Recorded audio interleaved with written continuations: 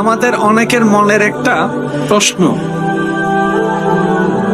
আমি নামাজ পড়ি, আমার কেন এত দুঃখ? যতদিন নামাজ পড়ি নাই জুতা হারাই নাই। যেদিন বালা হওয়ার জন্য নামাজ পড়তে গেছি সবার জুতা আছে, দেখছো বলে বলছে সবার জুতা আছে, আমার জুতা এতদিন পড়ি নাই, জুতা ছিল। আজকে বালা হইতে গেছি, আমার আর সরে বালা হইতে দেয়নি। এতদিন উল্টা ফুলটা চলছি, মানুষে বদনাম করছে। আজকে যখন আল্লাহর ভয়ে নিজেকে শুধরাই নিয়ে ভালো পথে সুন্নতি লেবাস নিয়ে চলতে শুরু করলাম, রাস্তা দিয়ে যায় পাইছি সুইসা পাইছি, নতুন বন্যামি ধরেছে, এরকম নিরুৎসাহিত কথা শোনা লাগছে। আমি যতদিন ইবাদত করি নাই কেমন জানি একটু ভালো ছিলাম, এখন আমি নামাজ পড়ার চেষ্টা করি, আমার এই বিপদ, আমার ওই বিপদ, আমি ধৈর্য ধারণ চেষ্টা করি, আমার এই সমস্যা, আমার ওই সমস্যা। 2 নম্বরই কামাইছি, কখনো অসুস্থ হই নাই, এখন থেকে হালাল কামানো শুরু করছি, আমার অসুস্থতা বেড়ে গিয়েছে, আমার রোগ বেড়ে গিয়েছে, পরিবারের এই ঝামেলা। আমার ব্যাপারটা তো বুঝলাম না, ব্যাপারটা তো বুঝলাম না।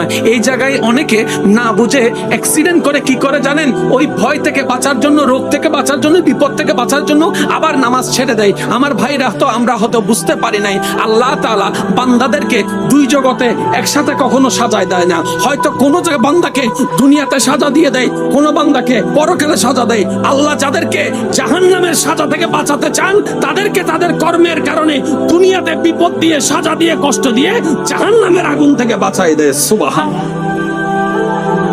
এবার বলেন, দুনিয়ার আগুনের তাপমাত্রা যদি 100 গুণ হয়, জাহান্নামের তাপমাত্রা, আগুনের তাপমাত্রা আমার ভাই বলেছেন 500 গুণ। মনে করেন দুনিয়ারটা 100 গুণ, জাহান্নামেরটা 500 গুণ।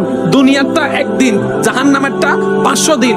দুনিয়ারটা 24 ঘন্টায় একদিন, 24 ঘন্টায় একদিন। আর জাহান্নামেরটা দুনিয়ার 50,000 বছর পরকালের একদিন। আল্লাহ যদি বলে যে 2টা থেকে একটা নিতেই হবে, হয়তো 500 বছরের টালো আর না হয় একদিনের টালো, কোনটা নিবেন? একদিনেরটা কোথায়, পরকালে না দুনিয়ায়? জোরে বলেন না, আরো জোরে বলেন। সেজন্য আল্লাহ তাআলা আমাদের প্রত্যেকজনের গুনাহ আছে না নাই? জোরে বলেন না রে ভাই, আছে না নাই? এই গুনার কারণে জাহান্নামে সাজা পাওয়ার অধিকারী আছি না নাই? আল্লাহ যখন চায় আমার বান্দাকে জাহান্নাম দিব না, তখন আল্লাহ বিপদ বাড়ায় দেয়, কষ্ট বাড়ায় দেয়, আল্লাহ আযাব বাড়ায় দেয়, অপমান বাড়ায় দেয়, কষ্ট বাড়ায় দেয়, অভাব বাড়ায় দেয়, রোগ বাড়ায় দেয়। বান্দা যখন বুঝতে পারে আমার আল্লাহ দয়া করে আমাকে বিপদ দিয়েছে, যেন আমি ধৈর্য ধারণ করি, যাতে আল্লাহ পাক ইন্নাল্লাহ মা'আস সাবিরিন হয়ে ধৈর্য ধারণকারীর সাথে হয়ে যায়, জাহান্নামী জান্নাতি হয়ে যায়। সুবহানাল্লাহ। আল্লাহু আকবার।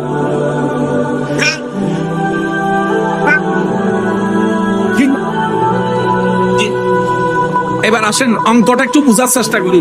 আমরা এখনো আল্লাহর প্রিয় হতে পারি, কিন্তু আল্লাহ যাকে প্রিয় বানিয়ে, ভালোবেসে, মোহাব্বত করে, যাকে আল্লাহ নিজেই পাঠিয়েছেন ওয়ামা আরসালনাকা ইল্লা রাহমাতাল লিল আলামিন বলে, তিনি আমাদের নবী রাহমাতুল লিল আলামিন।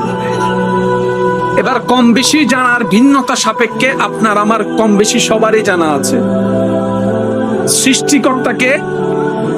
আওয়াজটার একটু বড় হবে। সৃষ্টিকর্তাকে, সুখ দেওয়ার মালিককে, সবকিছু সেকেন্ডে পাল্টাই দিতে পারেন কে? সেই আল্লাহর হাবিব আমাদের নবী রাহমাতুল লিল আলামিন।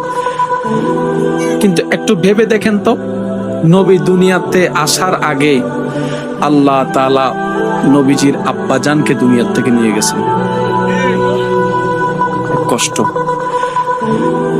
বাবার আদর আমাদের নবী পাই নাই, একটা কষ্ট। নবীজি বড় হতে হতে হতে হতে কিছুদিন পরে আম্মা জানকেও আল্লাহ নিয়ে গেছেন। বেশি দিন মায়ের মমতা, জোরে বলেন বেশি দিন মায়ের মমতা। দাদা ছিল অভিভাবক, কিছুদিন পরে সে দাদাকেও দুনিয়ার থেকে চলে যায়। দাদার আদর, কে কষ্ট পাচ্ছে? যাকে আল্লাহ সবচেয়ে বেশি ভালোবেসেছেন। আর একটু জোরে বলেন না সুবহানাল্লাহ। সুখদাতা আল্লাহ যাকে সবচাইতে বেশি ভালোবেসেছেন, ওনার কষ্ট হচ্ছে এগুলা, ওনার জীবন হচ্ছে এমন। দুনিয়াতে আসার আগে বাপ চলে গেছে, কিছুদিন পরে মা চলে গেছে, কিছুদিন পরে দাদা চলে গেছে, কিছুদিন পরে এখানে, কিছুদিন ওখানে, কিছুদিন এভাবে, কিছুদিন ওভাবে, কষ্টের জীবন। যখন 40 বছর হওয়ার পরে আল্লাহ পাক রব্বুল আলামিন নবীকে নবুয়তের এলান করার পারমিশন দিলেন, এবার যখন আল্লাহর নবী আল্লাহর কথা বলা শুরু করলেন, আপনরা দুশমন হয়ে গেল, আলামিন বললে ওয়ালারা দুশমন হয়ে গেল। এদিকে ও পাথর মারে, ওদিকে ও ঘরের দরজা বন্ধ করে, এদিকে একজনের দোকান ভাঙ্গা দেয়, ও ওদিকে একজন ঘর ভাঙ্গা দেয়। এই অত্যাচার সেই অত্যাচার, এই অত্যাচার সেই অত্যাচার। তায়েফের কথা তো আপনাদের সবারই জানা আছে, ছোট্ট ছোট্ট বাচ্চারা পর্যন্ত পাথর মেরেছে আমাদের নবীকে, রক্তাক্ত হয়েছে। তো নবী এত কষ্ট পাচ্ছে কেন? আল্লাহ না নবীকে ভালোবাসে? ইমানদার ভাইয়ের একটু গভীর মনোযোগ। আল্লাহ তো নবীকে ভালোবাসে, আল্লাহ তো নবীর জন্যই তো জান্নাত বানিয়েছেন, আল্লাহ তো নবীর জন্য তো জান্নাত সাজিয়েছেন, আল্লাহ তো নবীকে ইমামুল আম্বিয়া বানিয়েছেন, আল্লাহ তো আমাদের নবীকে ইমামুল আম্বিয়া বানিয়েছেন, আল্লাহ তো আমাদের নবীকে সমস্ত নবীদের সর্দার বানিয়েছেন, আল্লাহ তো আমাদের নবীকে ওমা আরসালনাকা ইল্লা রাহমাতাল লিল আলামিন বানিয়েছেন। সুবহানাল্লাহ। আল্লাহ তো আমাদের নবীকে আদমের নবী বানিয়েছেন, মূসার নবী বানিয়েছেন, ঈসার নবী বানিয়েছেন, দাউদের নবী বানিয়েছেন, ইউসুফের নবী বানিয়েছেন, ইসহাকের নবী বানিয়েছেন, ইউসুফের নবী বানিয়েছেন, ইব্রাহিমের নবী বানিয়েছেন, ইসমাইলের নবী বানিয়েছেন, আদমের নবী বানিয়েছেন। আল্লাহ তো আমাদের নবীকে সুবহানাল্লাহ জি আসরা বিআবদিহি লাইলাম মিনাল মসজিদিল হারাম ইলাল মসজিদিল আকসা সুম্মা তানা ফাতাদাল্লাহ। আল্লাহ তো আমাদের নবীকে আসমান ভ্রমণ করাইছেন, সপ্তম আসমান ভ্রমণ করাইছেন, সিদরাতুল মুনতাহা নিয়ে গিয়েছেন, লামখানে নিয়ে গেছেন, আত্তাহিয়াতু লিল্লাহি ওয়াস সালাওয়াতু ওয়াত তাইয়্যিবাতু বাক্য লাভ করেছেন। আল্লাহ তো আমাদের নবীকে শ্রেষ্ঠ কিতাব কোরআন দান করেছেন। আল্লাহ তো আমাদের নবীকে সবচাইতে বেশি মর্যাদা দিয়েছেন। সেই নবীর জীবনে এত কষ্ট কেন? কেন কষ্ট? কেন কষ্ট? আল্লাহ পাক বলে, আমি যাকে ভালোবাসি তাকে কষ্ট দিয়েও বেশি। আর একটু জোরে বলা যাবে সুবহানাল্লাহ। আমি আল্লাহ যাকে ভালোবাসি বেশি তাকে কষ্ট দিয়েও বেশি। এবার দেখেন আদম নবীর জীবনে চোখের পানি আছে, শুনি নাই?